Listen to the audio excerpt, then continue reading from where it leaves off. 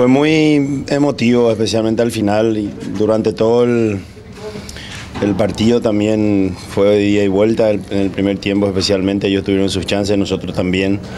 Me parece que en esos momentos mejores tuvimos las chances que no las aprovechamos para poder aumentar el marcador. Y después lo sufrimos al final, evidentemente, con la expulsión de Eric y ellos forzando mucho con pelotas cruzadas al área nuestra. Sí, jugamos ante un buen equipo que tiene sus armas, tiene buenos jugadores y así como dije, lo jugaron mucho de ida y vuelta, de igual a igual. Con todo eso yo creo que hicimos nosotros un buen partido, nos esforzamos mucho, estuvimos atentos en la mayoría de las jugadas.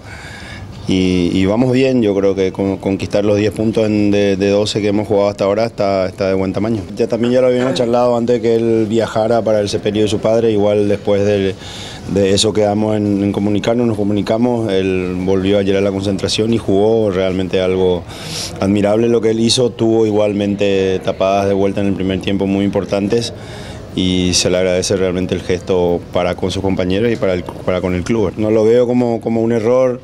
No la pudimos sacar, sí hubo varias de esas que respondimos muy bien con nuestros centrales o con Filippini ya jugando como un stopper más y Beto y Edgar cerrando por los costados. O sea, lo que nos preocupaban eran esas pelotas que pudieran quedar de rebote o picando por ahí, ellos pudieran rematar y lastimosamente esa no la pudimos sacar, pero igualmente nos vamos bien porque el equipo está en buen camino y está jugando en buena forma.